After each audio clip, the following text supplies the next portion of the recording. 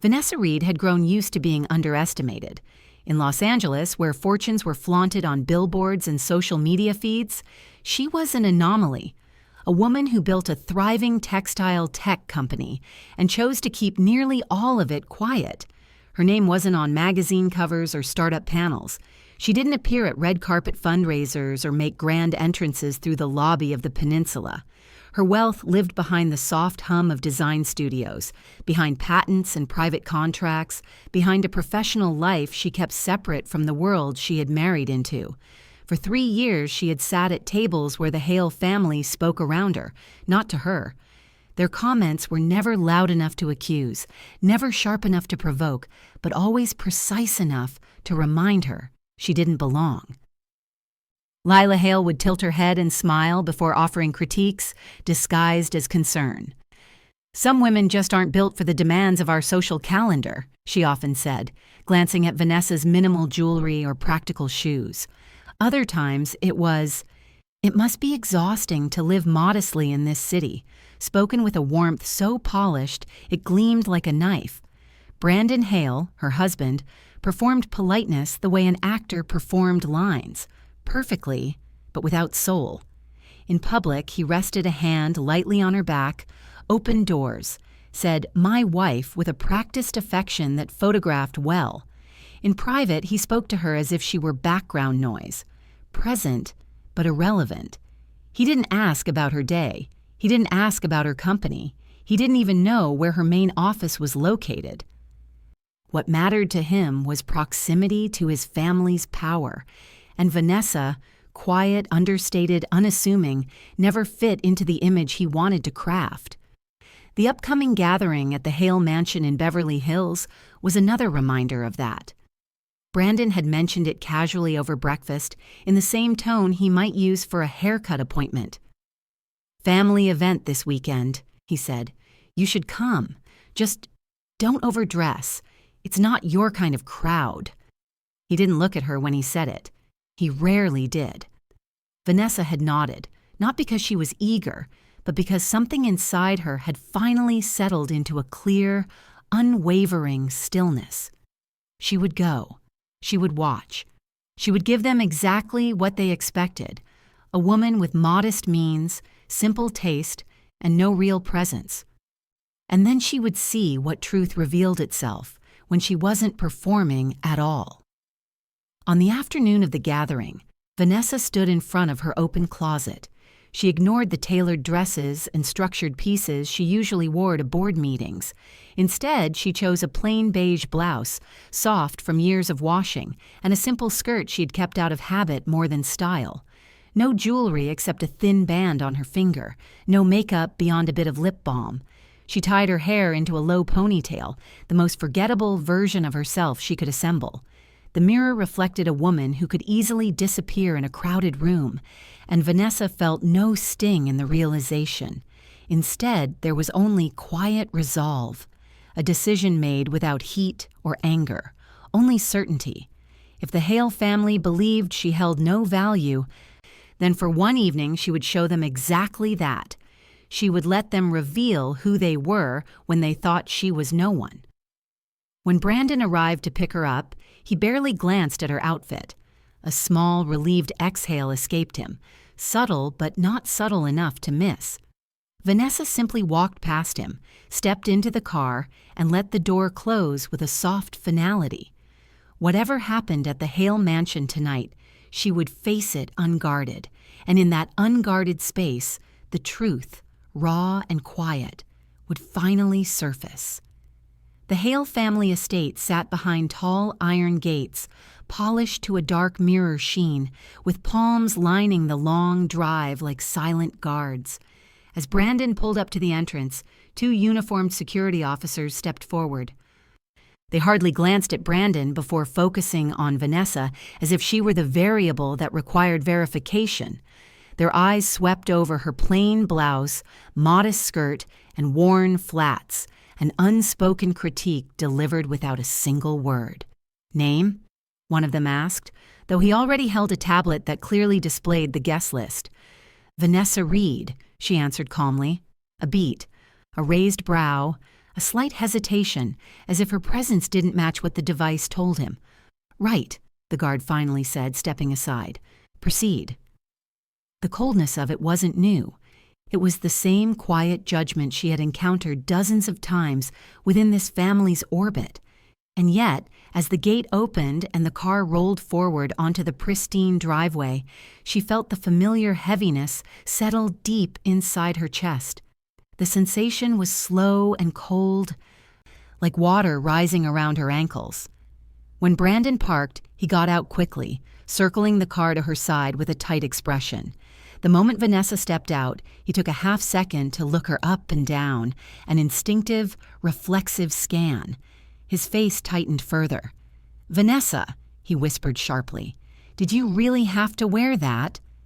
She closed the door gently, letting his disappointment hang in the warm Beverly Hills air. "This is what I chose," she said. Her tone was neutral, unprovocative. "Well," he muttered, "try not to draw attention." Inside the foyer, light spilled from crystal chandeliers, reflecting off polished marble floors. Laughter and chatter drifted from deeper within the mansion. The place radiated wealth in a way that wasn't warm. It was curated, cold, and intentional. And then Lila Hale appeared. She walked toward Vanessa with her usual elegance, perfectly coiffed hair, diamond earrings catching the light, a smile shaped more by calculation than emotion. "Vanessa," she said, voice bright as polished glass, "you made it." The smile hovered for a moment before Lila's eyes made their inevitable sweep downward, landing on Vanessa's outfit. Her expression didn't change, but something sharpened behind her gaze. "Oh," Lila murmured, "you chose something simple tonight. How refreshing." Vanessa felt the comment land exactly where it was meant to. Soft words with a hard blade. Before she could respond, Lila looped her arm through Brandon's. "Brandon, darling, let's get you situated. Guests are already asking about you. And Vanessa, sweetheart, don't feel pressured. Not everyone has to dress for the theme." "There was a theme?" Vanessa asked quietly. Lila smiled wider, too wide. "For most of us." As they walked deeper into the main hall, Vanessa could feel eyes turning toward her. Not curious, not admiring, just assessing. Women in evening gowns and tailored couture glanced at her, then exchanged small, coded smirks with one another. Men glanced too, with polite indifference, as though she were a misplaced piece of furniture. Brandon leaned toward her. "Look, Vanessa, maybe you should change. There's a guest closet upstairs. You'd fit in better. People don't understand your style." He used a low tone, but not low enough to hide the impatience beneath it. She didn't answer. She didn't need to. The humiliation washed over her in slow, suffocating waves. No different from what she had endured countless times before. Only tonight it cut deeper because she had chosen to walk into it unarmored. Before the moment could stretch further, a staff member announced loudly from across the hall, "Dinner will be served in 5 minutes." A murmur rippled through the crowd as guests began drifting toward the dining room. Vanessa followed quietly, each step echoing with the knowledge that the worst was still ahead. The dining room resembled a set designed for a Hollywood fundraiser, long, immaculate, and arranged with an unmistakable hierarchy. A single table stretched nearly the full length of the room, its surface adorned with gold-trimmed china and towering floral arrangements that seemed to exist solely to remind guests of their own insignificance. Place cards, written in calligraphy, dictated where everyone belonged. Vanessa found hers at the very end, far from the center, far from the conversation, far from Brandon. She took her seat quietly while the rest of the guests flowed in like a choreographed production. Executives from rival studios, real estate magnates, minor celebrities, faces she recognized from billboards and magazine covers, all slid into chairs closer to the head of the table, where Brandon and his parents sat with bright, camera-ready smiles. Conversation began immediately, and Vanessa quickly realized she wasn't part of any of it. Men discussed new studio acquisitions, throwing around numbers like they were talking about baseball scores. Someone joked about a director being unmanageable but profitable. Women whispered about a celebrity divorce that had exploded on social media that morning. Others dissected investment opportunities in Palm Springs or argued over which plastic surgeon was doing the most tasteful work lately. No one looked down the table toward her, not even accidentally. Food arrived in elegant portions, tiny plated compositions that tasted expensive. Vanessa ate slowly, listening, feeling the way their voices washed over her like static. She could have been invisible. She could have been a piece of furniture. It made no difference to anyone in the room. About halfway through the meal, a woman near the center of the table commented loudly, "Reed. Reed. Is that the name? I thought Brandon married someone from San Diego or something. What does she do again?" A few heads turned, not toward Vanessa, but toward Brandon, as if he might explain the oddity sitting at his table. Brandon cleared his throat. "She's between jobs right now." Vanessa felt something inside her tighten.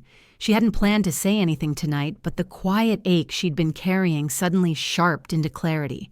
The whole point of coming here unadorned, stripped of every symbol of her true life, was to see them clearly.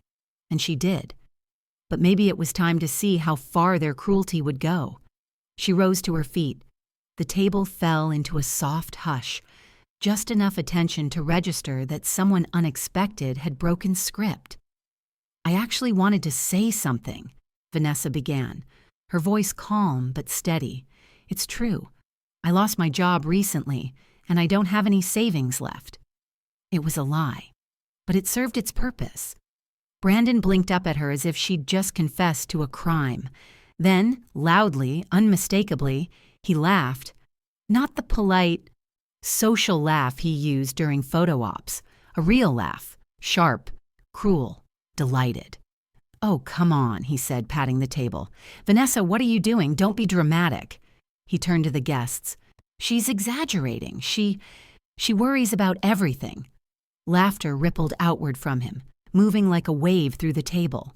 A few people exchanged amused glances. Someone whispered, "That explains the outfit." Another murmured, "Beverly Hills isn't kind to charity cases." Vanessa stood still, absorbing every word, every smirk. Lila finally lifted her wine glass and offered a thin smile toward the far end of the table. "It's predictable, really," she said. "Some women simply aren't equipped to navigate the demands of a real family. It shows." The room buzzed with quiet approval. Not one person stepped in. Not one person looked uncomfortable. They were entertained. Vanessa looked at Brandon. He wasn't embarrassed. He wasn't conflicted. He was enjoying this, enjoying her humiliation, enjoying the spotlight it brought him, enjoying the narrative he'd woven around her for so long, that she was lesser, that she was small, that she was lucky to be tolerated at all. That moment settled into Vanessa with a finality she hadn't expected. She sank back into her chair, not defeated, but suddenly, painfully awake. The truth was no longer rising around her. It had finally reached her heart. The room hadn't fully regained its rhythm after Vanessa sat down again. Her confession, fabricated but believable, had stirred a thin layer of amusement that still lingered like smoke above the table. But as dessert plates were cleared, Brandon rose from his seat with a sudden burst of confidence, tapping his fork against a glass. "Everyone," he said loudly, "I have an announcement." The shift in attention was immediate. Conversations went silent. Chairs straightened. Even Lila placed her napkin neatly beside her plate, her face lighting up with a knowing anticipation, as if she had been waiting for this exact moment. Vanessa watched him from the far end, a dull ache settling into her stomach. She knew that tone, the self-satisfied swell in his voice. He was preparing a performance. Brandon's smile widened. "Many of you have asked about what's next for the Hale family, about legacy, about the future. Tonight, I want to introduce someone very special." He lifted his hand and gestured toward the doorway. A young woman stepped into the dining room. She couldn't have been more than 22. Blonde hair styled in soft curls, a shimmering designer dress that caught the light at every angle, and a confident smile that showed she was used to admiration. But the detail that drew every eye immediately was the curve of her belly. Full, unmistakable, nearing the second trimester. The room reacted instantly. Gasps, excited murmurs, lifted eyebrows. Every head turned toward her like she was the guest of honor at a gala. Brandon beamed. Everyone. This is Skylar Madison. Skylar placed a hand on her stomach, then walked to Brandon's side with slow, practiced grace. He kissed her lightly on the forehead, then looked around the room with pride. "She's carrying my son." The words landed like a physical blow. Vanessa felt her breath catch. For a second, the entire room blurred. The chandelier lights above her seemed to fragment into white shards, sharp and disorienting. She blinked once, twice, trying to steady herself. But nothing steadied. Around her, applause erupted. Full, enthusiastic, genuine applause. The kind of applause that had never once been directed at her. "Oh, Brandon," one woman exclaimed. "Finally!" "A boy for the Hale name," another man added. "Incredible news." Someone else laughed. "Well, that explains the glow." Skylar blushed prettily, leaning her head against Brandon's shoulder, as if she had been rehearsing the moment for weeks. Brandon raised his glass. "Skylar has been by my side in ways Vanessa hasn't been able to. She understands me. She understands the expectations of this family. She's ready to give the Hales what we need." The implication was clear, deliberate, cruel. Vanessa felt every eye slide toward her, some with pity, most with thinly concealed triumph, and a few with the satisfaction of seeing a storyline resolved exactly as they believed it should be. Lila finally stood, lifting her champagne glass high. "To Skylar," she declared, her voice ringing through the room, "a woman truly suited to carry our legacy, and to Vanessa." She paused, offering a smile edged with dismissal. "We hope you will step aside gracefully. It's what's best for everyone." More applause, more approval, more celebration around a betrayal delivered so casually it felt rehearsed. Vanessa sat frozen at the end of the table, her hands resting quietly in her lap. The numbness that had followed her earlier humiliation began shifting into something deeper, heavier. It wasn't shock. It wasn't confusion. It was the slow collapse of the world she thought she understood. Brandon had never been distant. He had been preparing her exit, and the entire Hale family had been waiting for it. As Skylar slid into the seat beside him, into the place Vanessa had occupied for years, Vanessa realized something with chilling clarity. Brandon didn't just enjoy her humiliation. He needed it to justify replacing her. And now, he finally had. The drive back to the Hollywood Hills felt unreal, as if Vanessa were moving through a world made of glass. Her hands were steady on the steering wheel, but her heartbeat wasn't. The city lights blurred past her windows. Billboards, palm silhouettes, the glow of Sunset Boulevard, but none of it settled into her vision. Everything felt distant, muted, as though she were watching her own life through a thick pane of ice. When she pulled into the driveway of the home she shared with Brandon, modern architecture, steel beams cutting sharply into the sky, she immediately sensed something was wrong. The front door was locked. Not just locked, replaced. The keypad she used every day now blinked red, unresponsive to her code. She tried again. Red. A cold realization crawled up her spine. Vanessa stepped back from the door just as two movers rounded the corner, pushing a dolly stacked with boxes. Her boxes. Tape marked with sharp black letters. V. Reed, office. V. Reed, closet. V. Reed, personal. Her breath caught. "What are you doing?" she asked. Neither man answered. They just continued rolling her life toward the curb. Then Brandon appeared behind them. Hands in his pockets, wearing the same relaxed confidence he'd worn at the dinner table, Lila followed, dressed impeccably as always, her expression bright with a serenity that only arrived when someone else was suffering. "Vanessa," Brandon said smoothly, "you're early. We thought you'd stay at the estate longer." "What is going on?" she demanded. "Why are my things outside?" Lila sighed, as if the question inconvenienced her. "It's simple, dear. Brandon needs the house to be a stable environment for Skylar and the baby. It's best you move on quickly." Skylar. The baby. Their baby. The words sliced into her again. Brandon stepped closer, holding a manila folder. "There's paperwork you need to sign," he said. "Then this will all go much smoother." Vanessa swallowed hard. "Paperwork for what?" "For the debts you owe me," Brandon replied. She blinked. "Debts?" He opened the folder and held out several pages, legal-looking, filled with dense financial language and forged signatures. "You borrowed a significant amount of money from me over the last few years. Business expenses, personal expenses, travel. It adds up to quite a bit." "That's a lie," she whispered. "I never borrowed anything from you." Brandon shrugged. "My attorney disagrees." Lila folded her hands neatly. "Brandon has been more than generous supporting you. It's only fair you acknowledge that formally." Vanessa stared at the documents. Fabricated transactions, fake loan agreements, interest schedules. A trap. Clean, calculated, rehearsed. "And this," Brandon added, pulling out one more sheet, "is a confidentiality agreement. Sign it, and I'll forgive the debt." She scanned the page. A non-disclosure agreement.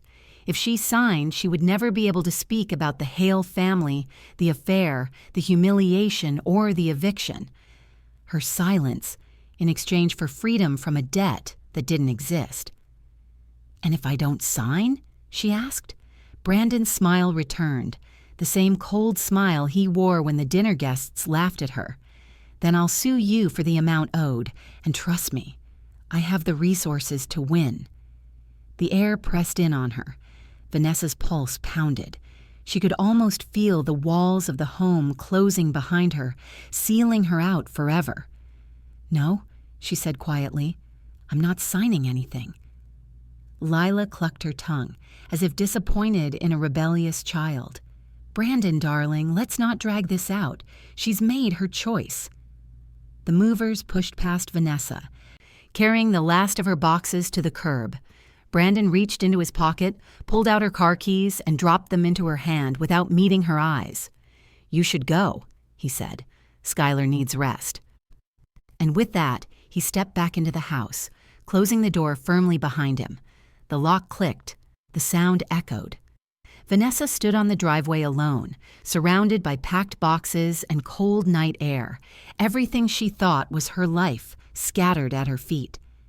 For the first time that evening, she let the truth pierce through her numbness. She wasn't going home. She no longer had one. By dawn, Vanessa had barely slept. She lay awake in a small Echo Park motel room, the only place she could afford on short notice, listening to cars pass on the street below. Every breath felt shallow, measured, as if her body were bracing for another blow she couldn't name yet. But she knew one thing. She had to protect what remained of her financial life, her savings, her investments, the company she built. She arrived at the bank the moment it opened. The lobby smelled of citrus cleaner and stale coffee, an odd contrast to the tightening dread in her stomach. Vanessa approached the counter quickly, gripping her ID. "I need to access my accounts," she said. "All of them." The teller, a young woman with neat braids, typed Vanessa's name into the system. Her expression changed almost immediately, first confusion, then discomfort, then something close to alarm. "Ms. Reed," she said carefully, "your accounts are restricted." Vanessa's heart thudded. "Restricted how?" The teller lowered her voice. "Frozen, by court order." For a moment, Vanessa simply stared at her, unable to process the words. A court order, on her accounts, her own money. "Who issued the request?" she finally asked. The teller's fingers hovered above the screen before she answered. Brandon Hale and Dana Fox. Dana, her CFO, her longest-serving executive, someone she had trusted with confidential budgets, mergers, and payroll. But the teller wasn't finished. The claim filed says you're experiencing psychological instability and attempting to withdraw large sums to flee the state. She winced as she read it aloud. I'm so sorry, ma'am.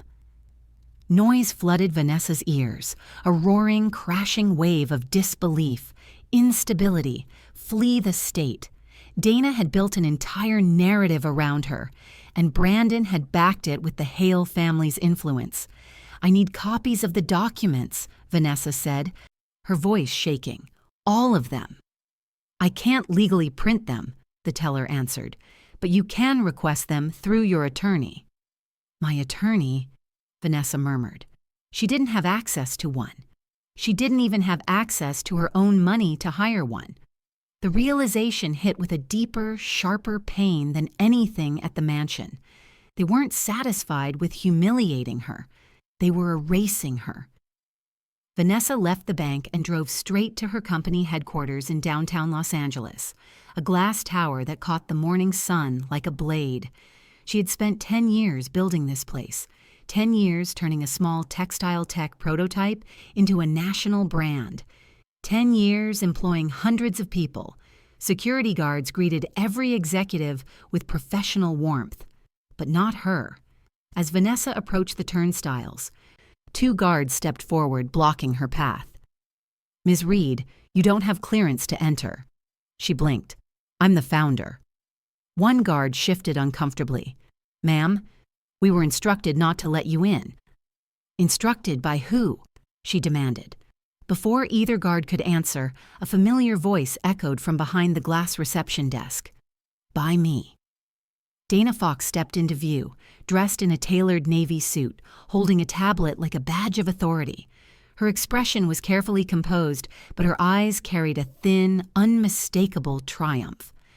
Vanessa, Dana said, approaching her with false concern. You shouldn't be here. Vanessa felt her chest tighten. You froze my accounts. I did what I needed to do to protect the company, Dana replied calmly.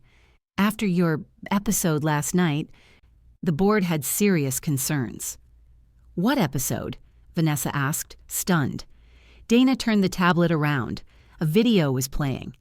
Vanessa standing at the Hale family dinner table, declaring she'd lost her job and had no savings left. A lie she'd crafted, a lie they were now using to destroy her. Brandon sent this to us, Dana said. The board voted early this morning. You're being suspended indefinitely, pending a mental health evaluation. Vanessa's breath stilled. You can't do this, she whispered. It's already done. Dana nodded to security. Escort her out. 2 guards took Vanessa gently but firmly by the arms. She didn't fight. She couldn't. Her limbs felt weightless, disconnected from her body. As they guided her toward the doors, employees paused at their desks or in the lobby, watching with wide, confused eyes. Not one approached her. Not one spoke up. Outside, sunlight hit her face with blinding force as the doors locked behind her. She stood on the sidewalk, frozen accounts, frozen career, frozen identity, realizing with crushing clarity that she had lost not only her home, but the empire she had built from nothing. And she had lost it to the people she trusted most. Vanessa checked into a cheap hotel in Koreatown, one of those places where the hallway carpet smelled faintly of bleach and old air conditioning units rattled through the night. The room was small, dim, and barely clean, but it was quiet, anonymous, forgettable. That was what she needed now. She sat on the edge of the bed, arms wrapped tightly around herself. The events of the past 24 hours played in her mind like a cruel film loop. The dinner humiliation, Skylar's pregnancy announcement, the forged debt, the frozen accounts, the company she founded turned against her. Her phone buzzed with notifications she ignored, emails she couldn't open, messages she couldn't bear to read, news alerts she knew were tied to Brandon's narrative spreading further. Vanessa curled forward, burying her face in her hands. She had lost everything. In a moment of desperation, she opened a forum thread discussing the Hale family, one she had read quietly for years. People speculated about Brandon's business deals, Skylar's sudden appearance, and the Hale empire's perfect public image. Without thinking, without caution, Vanessa typed a furious, anonymous comment. Brandon Hale is a fraud who steals from everyone he claims to love. The whole family is built on lies. She hit post. The moment it uploaded, a sharp wave of regret surged through her. She tossed the phone onto the bed as if it had burned her fingers. Too late. Her anonymity wouldn't last long. Not in a family like the Hales. Hours later, a loud knock startled her. Vanessa froze. Another knock, harder this time. "Vanessa, open the door." She recognized the voice instantly. Harper Hale, Brandon's younger sister, sharp-tongued, loyal to the family name, and someone who had never hidden her dislike of Vanessa. Vanessa opened the door cautiously. Harper pushed inside without waiting for an invitation, eyes blazing. "Do you have any idea what kind of mess you just created? The comment you posted is everywhere. Brandon is losing his mind. Lila is already planning a press statement." Vanessa's voice cracked. "I didn't mean, save it," Harper snapped. "I came here to tell you to stop before you make everything worse." But as Harper took in the small, bleak hotel room, the thin blankets, the defeated posture, the exhaustion in Vanessa's eyes, her anger shifted. Something in her expression softened, even if she tried to fight it. "What happened to you?" Harper asked quietly. Vanessa swallowed. Then she told her everything: the forged loan, the NDA threat, the frozen accounts, Dana's betrayal, being dragged out of her own company. Harper listened in stunned silence. Slowly, her arms uncrossed. Her breath grew unsteady. "Brandon did all that?" Harper whispered. "With Mom?" Vanessa nodded. Harper sank onto the bed, disbelief washing across her features. For a long moment she said nothing, processing the magnitude of what she'd just heard. Then her face tightened with something darker, recognition. "Vanessa, he's not just doing this to you." Harper leaned closer, lowering her voice. "Brandon has been stealing from the family company for years. Millions. He uses fake shell accounts. He manipulated Dad before he passed, and now he's doing it again." Vanessa's pulse quickened. "Why are you telling me this?" Harper reached into her bag and pulled out a thick, rubber-banded folder. "Because I found proof, and I need someone who's not afraid to use it." Vanessa stared at the documents. Harper held the folder out. "Help me take him down," she said quietly. "You and we're on the same side now." For the first time in days, Vanessa felt something flicker inside her. Not hope, not yet, but a beginning. The days that followed unfolded like a covert operation. Vanessa and Harper worked in a cramped Koreatown hotel room, papers spread across the bed, financial spreadsheets open on laptops, old email threads pulled from cloud backups Harper still had access to. The air smelled constantly of cheap takeout and high anxiety. Harper dug into the Hale family servers with a fluency that shocked Vanessa. "Dad trusted me with access before he passed," Harper murmured as she typed. "Brandon never bothered to notice." They compiled everything: wire transfers with mismatched signatures, shell company invoices tied to Brandon's personal expenses, forged loan contracts bearing Vanessa's falsified authorization, audio files, recordings Harper had secretly kept, where Brandon bragged about restructuring family assets without board approval. Every piece tightened the noose. Vanessa watched the pile of evidence grow, each document another reminder of how deeply she had been betrayed. But each piece also strengthened something inside her, something quiet, sharp, and steady. One night, Harper dropped a folder onto the table. "This is the smoking gun," she said. Inside were emails between Brandon and Dana Fox, planning the freeze of Vanessa's accounts and her removal from the company. Dana had even referred to Vanessa as the liability. Vanessa swallowed hard. They planned it all. They did, Harper answered, and now we're going to show everyone exactly who they are. But there was a problem. Morgan Hale, the Hale patriarch, founder of Hale Construction, the family's core empire, a man who valued legacy above all else, and whose word could either bury the truth or bring it crashing down. Brandon had manipulated him, too, feeding him stories about Vanessa's instability and Skylar's importance to the future of the Hale name. Harper paced the room. If we don't get Morgan on our side, everything falls apart. The board won't move. The media won't care. Brandon will spin it. So how do we reach him? Vanessa asked. Harper stopped pacing. The Hale Foundation Charity Gala, she said. Next week, at the Dolby Theater. Dad always makes a speech. Everyone important will be there. Brandon, Dana, Mom, all of them. The plan formed with chilling precision. They wouldn't confront Brandon privately. They would reveal everything in public, where the Hales couldn't hide behind lawyers or security or curated statements. Harper looked at Vanessa carefully. You need to be ready to face all of them. And you need to look like the woman they tried to erase. Vanessa exhaled shakily. Meaning? Harper grabbed her car keys. Come on. The makeover wasn't about vanity. It was about reclamation. Harper took Vanessa to a boutique in West Hollywood, known for dressing studio executives and A-list producers.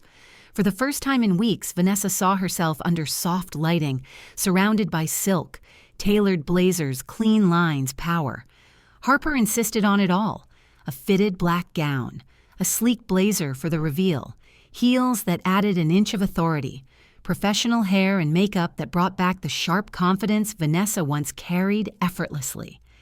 When Vanessa looked in the mirror afterward, she barely recognized the woman staring back. Strong, composed, unbreakable. Harper stepped behind her, meeting her eyes in the reflection. You were never the problem, she said quietly. They were just terrified of a woman smarter than all of them. Vanessa let out a slow breath. The fear was still there, cold, gripping, unavoidable. But beneath it, something else pulsed. Purpose. The gala would be the most terrifying moment of her life, but it would also be the moment she stopped running and started fighting.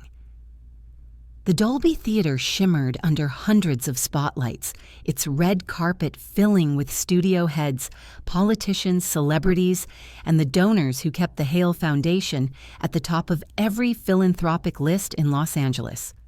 Paparazzi flashes lit the air like electric sparks, cutting across gowns and tuxedos in rapid bursts. Vanessa stayed nowhere near the entrance. Harper led her through a narrow alley behind the building, where staff members smoked on break and delivery trucks unloaded crates of champagne. Vanessa's heart pounded beneath the fitted black gown Harper had bought her, but her steps stayed steady. This way, Harper whispered, tapping her badge at the staff door. We're ghosts until we reach Dad's lounge. Vanessa inhaled sharply and crossed the threshold. Inside, the backstage hallway buzzed with sound techs, stage managers, and catering staff. No one questioned the two women as they slipped past dressing rooms and down a dim corridor. Harper knew every turn. This gala had been part of her life since childhood. The security outside would never let you through the main entrance, Harper murmured. They're already briefed on Brandon's lies about you. But Dad's private lounge is upstairs. Once we're there, no one can stop us. They climbed a set of narrow metal stairs to a private floor. A single guard stood outside a mahogany door. Harper, he greeted respectfully, your father's inside. And I need to speak with him privately, Harper said. It's urgent. The guard hesitated only a second before opening the door. Morgan Hale sat in a deep leather chair, reviewing note cards for his speech. Age had etched fine lines into his face, but his posture remained as commanding as ever. Shoulders straight, presence heavy. The room smelled faintly of oak and old money. He looked up slowly. Harper. His eyes moved to Vanessa. Why is she here? Harper didn't waste time. Because Brandon lied to us. To all of us. And you need to see the truth before you walk onto that stage. Morgan's gaze sharpened. Explain. Harper placed the thick folder on the table in front of him. Start reading. Vanessa watched silently as Morgan opened the folder. Each page he turned stripped more of the color from his face. Wire transfers to shell companies, fake invoices, Dana's financial authorizations, emails plotting Vanessa's downfall, audio clips of Brandon bragging about manipulating family assets. Morgan's jaw tightened. This cannot be real. It is, Harper said. I verified every document myself. Vanessa stepped forward. Your son froze my accounts, forged debts in my name, erased me from my own company, and tried to destroy my reputation by claiming I was unstable. Morgan's eyes met hers, searching, measuring. Why come to me now? Because you're the only one he still fears, Vanessa said softly, and the only person with the power to stop him. Silence thickened in the room. Then Morgan exhaled slowly, deeply, a sound of betrayal. Bring Brandon here, he told the guard. Minutes later, Brandon burst through the door, face flushed with anger. Dad, what is this about? I'm in the middle of preparing for... Morgan held up a hand. Sit. Brandon froze. The command was unmistakable. He sat. Morgan pushed the folder toward him. Explain this. Brandon's eyes skimmed the first page, then darted to Harper. What did you tell him? These documents are fake. Vanessa's manipulating. Enough, Morgan snapped. Brandon flinched. This is all fabricated, Brandon insisted, voice rising. She's lying because she's jealous of Skylar, because she can't handle... Brandon, Morgan said, low and dangerous. I built this family's name from nothing. I know what a lie looks like, and I know what a guilty man looks like.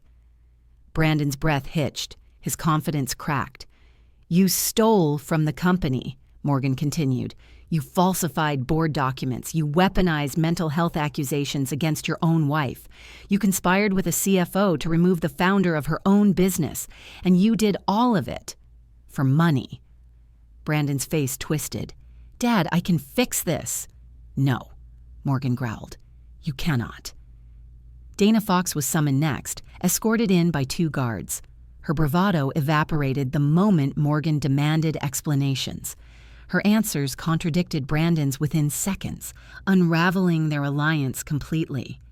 Morgan stood, voice ringing through the room like a verdict. Effective immediately, you are stripped of all authority within Hale Construction and the Hale Foundation. You will return every stolen asset, and you will answer for your crimes. Dad, please. Brandon tried again, but Morgan turned to the security team. Remove them, both of them. The guards seized Brandon first. He struggled, protesting loudly, his voice cracking under panic. Dana followed, trembling as she was escorted out. Harper opened the door to the hallway, and dozens of high-profile guests stood outside, drawn by the commotion. Studio heads, politicians, donors, reporters. They watched Brandon Hale dragged through the corridor, shouting, pleading, undone. Cameras captured everything. Dana stumbled after him, face pale under the harsh lights. The whispers started instantly. Embezzlement. Fraud. Is that Brandon Hale? Oh my God, they're finished. Vanessa stood behind Harper, still, silent, steady. The humiliation Brandon had served her in front of others had returned to him tenfold, not by her rage, but by his own actions. And this time, the world was watching. The fallout from the gala spread through Los Angeles faster than any headline the Hale Foundation had ever produced. Before the night even ended, clips of Brandon being dragged through the Dolby Theater hallway were already circulating on social media, accompanied by whispers, then statements, then full-blown investigative reports. By morning, every major outlet had picked up the story, and Vanessa's world, shattered, stripped, violated, slowly began to piece itself back together. The first breakthrough came with a call from the board of Reed Textile Innovations. Without Brandon's influence and Dana's manipulation, the company's directors reviewed the evidence Harper provided and voted unanimously to reinstate Vanessa as CEO and controlling shareholder. The suspension was overturned.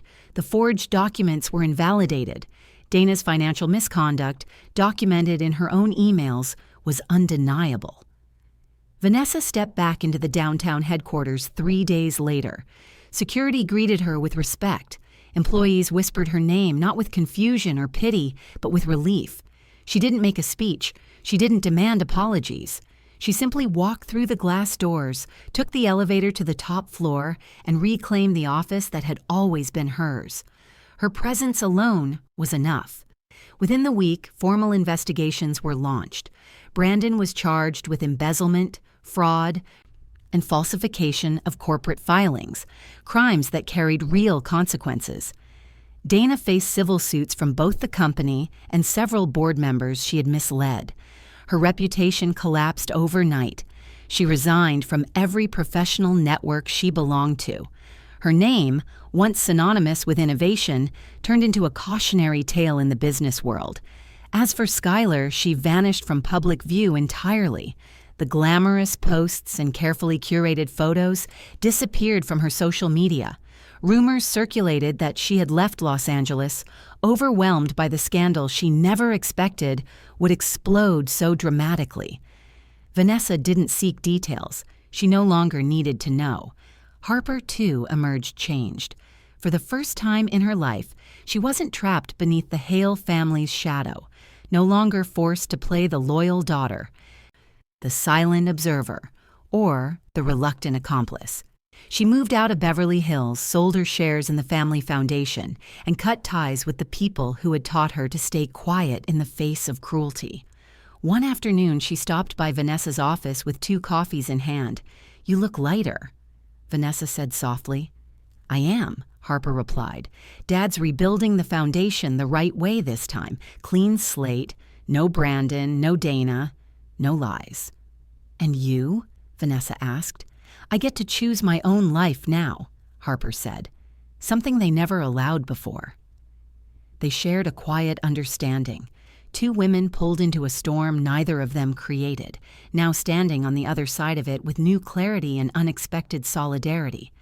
In the weeks that followed, Vanessa chose not to pursue revenge beyond the justice that was already unfolding. She didn't give interviews, even though countless media outlets begged for her story. She didn't post triumphantly on social platforms. She didn't expose every detail of her suffering. Instead, she rebuilt. Not loudly, not dramatically, but carefully, tenderly, piece by piece. She rented a small, sunlit home in Los Feliz, tucked behind blooming jacaranda trees. She spent mornings walking through Griffith Park, breathing in the quiet she had gone so long without. She returned to designing again, sketching fabrics, testing textures, meeting with new hires who saw her not as a scandal, but as a leader worth following. On one particularly calm evening, Vanessa sat on her balcony with a cup of tea, watching the city fade into dusk. The sky glowed soft pink, the kind of color that made the world feel gentle for a moment. Her life was not what it had been, but it was honest. It was hers. She had not reclaimed her world through fury or spectacle. She had reclaimed it by choosing clarity over chaos, truth over performance, and dignity over revenge. And as the first stars appeared above Los Angeles, Vanessa Reed realized something she had never allowed herself to believe before. She wasn't broken. She was free.